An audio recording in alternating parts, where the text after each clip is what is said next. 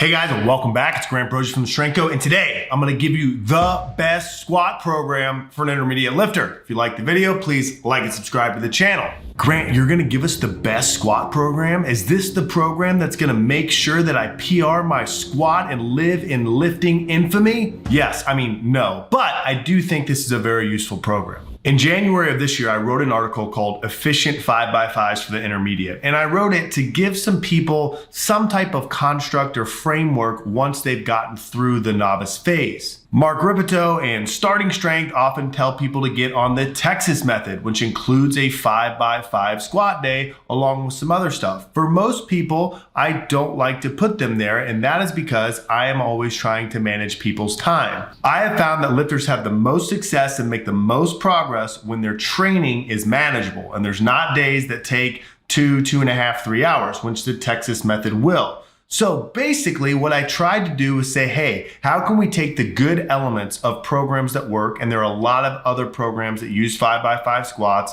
Fives work really well. It's very adaptable. It's just a good base of the program. How do we take that and then make it into a 60 to 80 minute workout and only do it 3 times a week and still get results? And so after a bunch of trial and error and running different programs and trying to build it around a 5x5, I kind of came up with a method that seems to work pretty well. And it's enough of a framework that you can kind of take it and run with it as long as you understand some concepts. So the first thing you have to understand is that the 5x5 needs to be really hard. It needs to be really hard. This is the basis of the program. This is where you're getting stronger. Reps 20 to 25 on the 5x5 day. Yes, we're displaying it on other days when we're doing the intensity stuff that we'll get to in a minute, but the 5x5 squats are what keep the thing going. And if you are not having a come to Jesus moment between sets, every week for 10 to 12 weeks, then your 5x5 is too light. Now, that doesn't mean start so heavy that you can't make progress. You do want to be able to run this program for a little bit,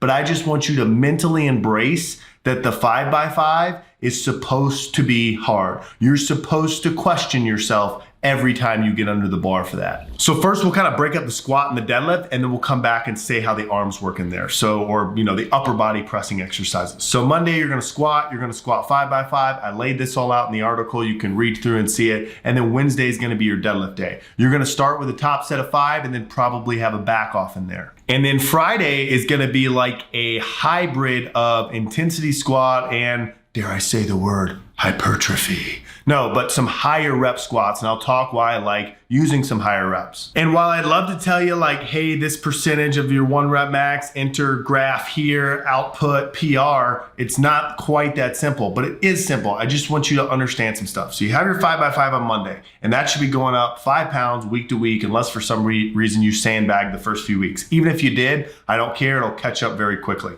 Wednesday, you're deadlifting. You start with 5s and you do it for a while. And then Friday, we'll talk about your intensity squat first. You're gonna start with the top set of 5.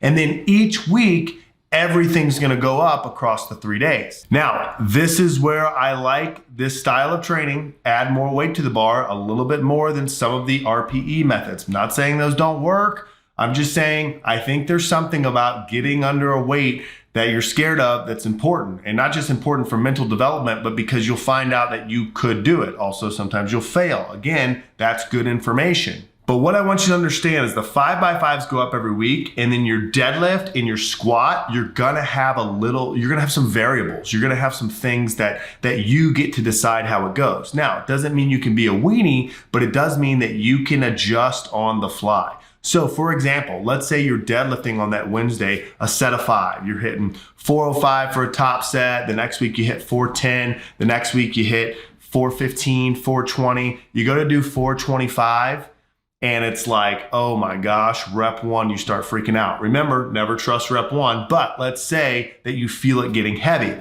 Hey, that's okay. Maybe pull 2 triples that day. Maybe pull 3 doubles that day.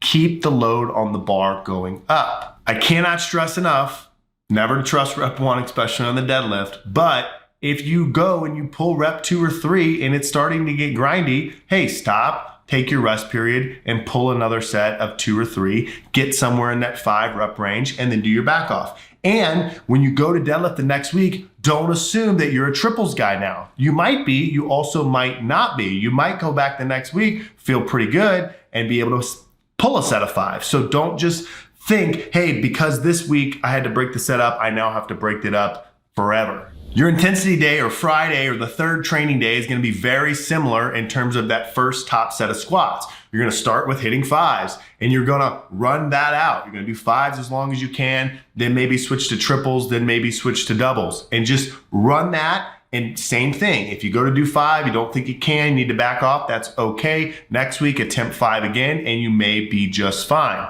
After you hit those first heavy reps, which may be 5, 2 sets of 3 or whatever, then I want you to do 2 back off sets of 8 with 100 pounds less, 100 pounds less. So you're gonna take 100 pounds off the bar and do 2 sets of 8.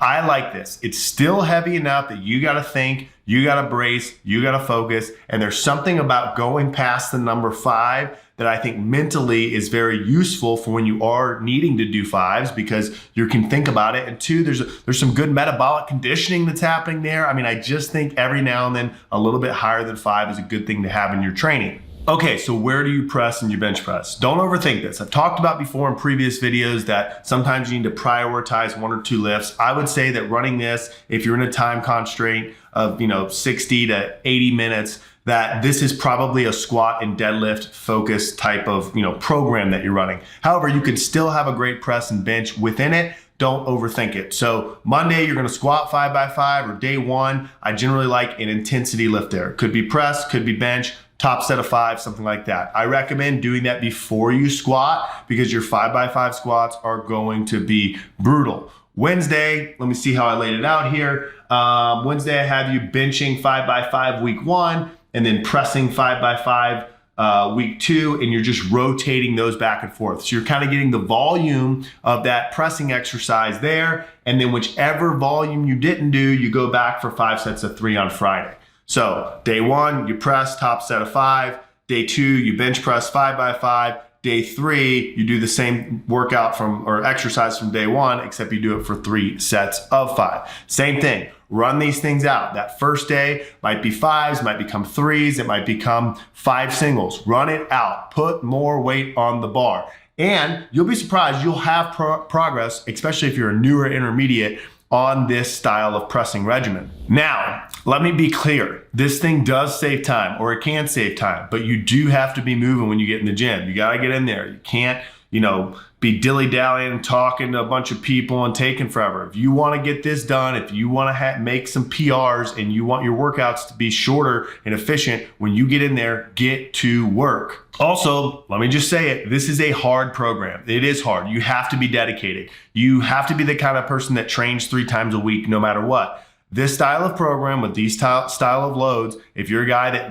on average lifts 2 days a week, misses 1 here and there, don't do it. This is a hard program. But if you buckle down and go 10 to 12 weeks, have a come to Jesus every time you do that 5 by 5 back squat, you, like me, my friend, may just finish this with a PR. No, I have used this exact program to PR my squat a few times. The last 2 times I've PR'd, which was 510 and 515, I think, or 505 and 515. I ran this program up, and there's also a confidence thing, because that intensity in the squat, you start dealing with loads, you're dealing with doubles, you're dealing with triples, then you kind of come off, you rest for a week, and you go in and you try to hit some PRs. 10 to 12 weeks is what I find that it usually, how long you can usually run this thing. At that point, deload a bit, see if you hit a new record. That'd be awesome. If you want some help, we offer those coaching services. Hope this video helps. If it does, like and subscribe to the channel. We're almost at 10,000 subscribers. Get us to 10K. See you next time.